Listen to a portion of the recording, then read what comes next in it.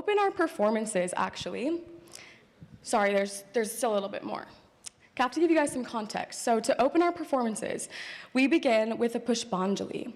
In the tradition of Bharatanatyam, a Pushpanjali is an invocation. It's an offering of flowers that blends movement and devotion, inviting us into the world of art and spirituality.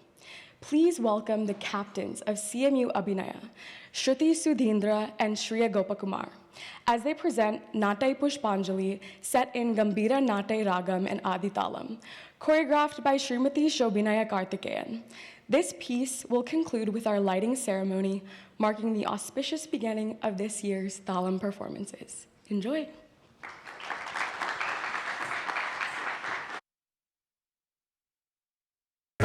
धीं तद्धित्तां धित्तां तगनकतकुन्दरिगिडतां धीं तद्धित्तां धित्तां तगनकतकुन्दरिगिडतां धीं तद्धित्तां धित्तां तगनकतकुन्दरिगिडतां धीं तद्धित्तां धित्तां तगनकतकुन्दरिगिडतां धीं तद्धित्तां धित्तां तगनकतकुन्दरिगिडतां